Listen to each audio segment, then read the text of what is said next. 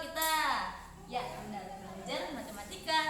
Nah, sebelum memulai pembelajaran, ada baiknya kita berdoa dulu yuk menurut agama dan kepercayaan masing-masing agar pembelajaran kita hari ini bermanfaat dan berkah untuk kita semua. Ya, berdoa, dimulai. Selesai. Oke, gimana? Semuanya udah semangat pagi hari ini untuk belajar? Nah, sebelumnya Anda semua udah pada sarapan belum? Kalau belum, seperti biasa, stop dulu videonya. Kemudian Anda sarapan dulu supaya energinya kuat ya dan fokus dalam menangkap materi pada pagi hari ini. Oke? Kalau misalnya udah belajar, udah makan, nah boleh langsung klik lagi videonya dan tonton sampai akhir. Oke, di sini kita akan belajar matematika, ya. Matematika.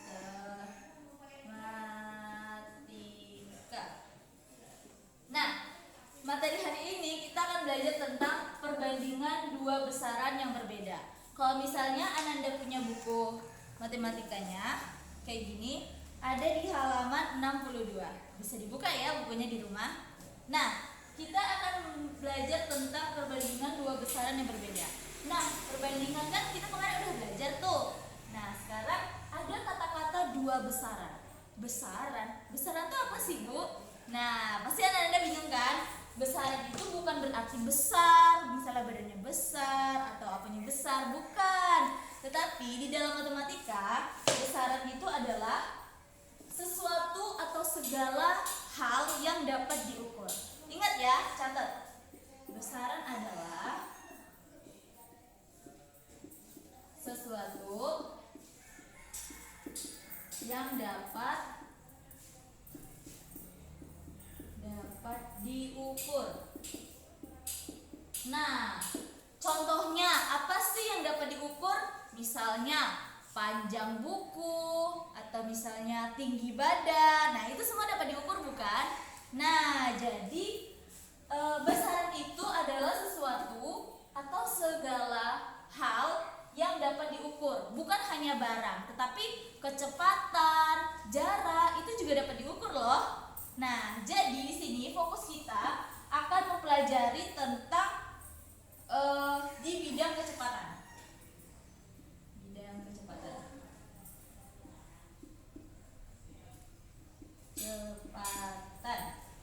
Nah, di bidang kecepatan ini Anda semua tahu bukan?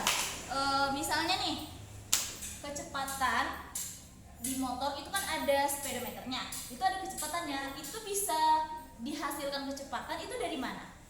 Nah, jadi ada rumus kecepatan. Kecepatan ini rumusnya adalah jarak yang ditempuh dibagi waktu yang diperlukan untuk menempuh jarak tersebut. Nah, jarak ini dapat disimbolkan dengan S, sedangkan waktu dapat disimbolkan dengan T. Kecepatan dapat disimbolkan dengan V. Nah, nanti kita akan belajar kecepatan sama dengan jarak dibagi waktu. Ops, jangan pusing dulu. Kok langsung ada kayak gini sih, Kak? Tenang. Jadi kita di sini bukan belajar tentang rumus kecepatan ini, tetapi kita akan lebih membahas tentang satuannya. Nah, jadi di sini satuannya tuh apa sih, Kak? Nah, misalnya satuan kecepatan tuh ada apa aja? Ada meter, ada kilometer, dan lain sebagainya. Itu yang akan kita pelajari, oke? Nah, jadi ini kita harus saja ini sebagai pengantar anak-anak semua supaya paham materi apa yang akan kita pelajari. Oke, hapus dulu ya. Kita sisakan besaran tadi. Besaran itu dapat diukur tuh kan, sesuatu hal yang dapat diukur. Nah, satuannya itu berbeda-beda. Untuk satuan dari kecepatan jarak itu bisa dibuat seperti ini, menggunakan tangga satuan. Ini namanya tangga satuan ya. Nah, tangga satuan ini yang pertama ada kilometer, kemudian ada hektometer, ada deka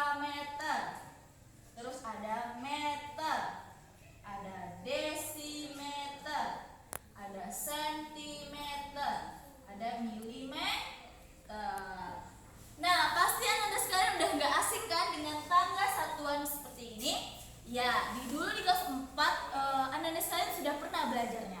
Jadi di sini kita akan mengulas kembali dan memahami kembali. Apabila Anda lupa, kita akan belajarnya lagi. Oke. Nah, bagaimana sih cara mencarinya? Jika naik satu tangga, itu diapain? Dibagi. Ya benar, dibagi 10. Nah, sedangkan jika turun satu tangga, itu dikali 10. Nah, contohnya gimana sih Kak? Oke, kita akan mencari 1 kilometer berapa meter. Pasti ini udah bisa lah ya kan. Kita tengok, kita perhatikan tangga satuannya ini tadi.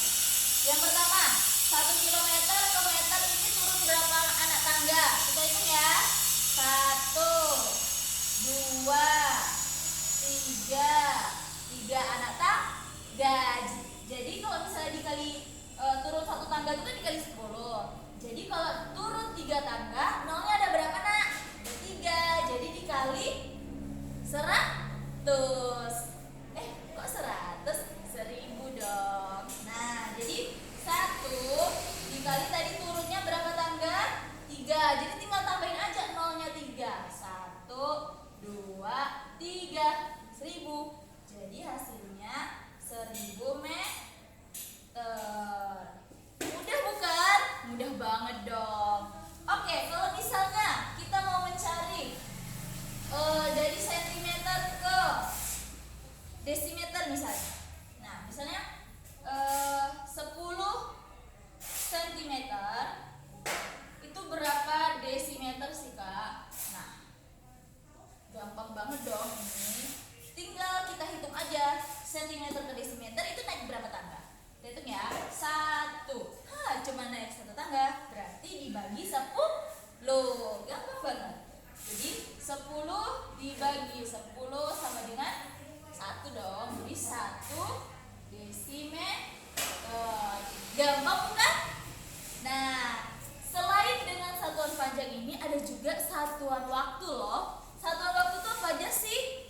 Oke, kita hapus dulu ya.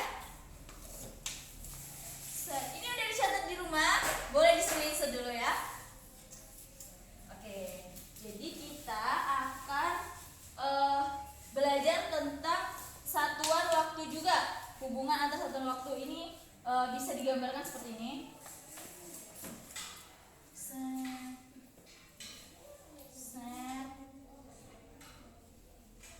Nah, bisa kita gambarkan seperti ini ya. Ini set. Nah, jadi di sini ini ada detik, ini ada menit, ya. Terus ini ada jam, ini ada menit, ini ada detik. Nah, pasti sama seperti tadi. Kalau misalnya naik 1 tangga itu dibagi, tapi bukan dibagi 10, dibagi 60. Sedangkan kalau turun 1 tangga itu dikali 60. Sama kalau misalnya seperti yang ini tadi, kalau turun dikali, kalau naik dibagi. Tetapi bedanya cuma kalau di satuan waktu itu dibaginya 60. Kalau di satuan panjang itu dibaginya 10. Oke, jadi cara mencarinya gimana Kak? Sama seperti tadi. Misalnya kita mau mencari 5 jam misalnya. 5 jam itu berapa menit sih Kak? Gitu. Nah, jadi kita tinggal hitung aja. Kalau jam ke menit turunnya berapa? Kita hitung ya. 1. Jadi kalau cuma 1 tangga berarti dikali 60. Tinggal kita kalikan saja. 5 dikali 60 sama dengan berapa? 300 menit. Gampang bukan? Nah, begitu juga kalau kita ingin mencari yang naik misalnya. Kita hitung ya. Misalnya 10 menit. 120 menit. 120 menit berapa jam sih Kak? Gitu.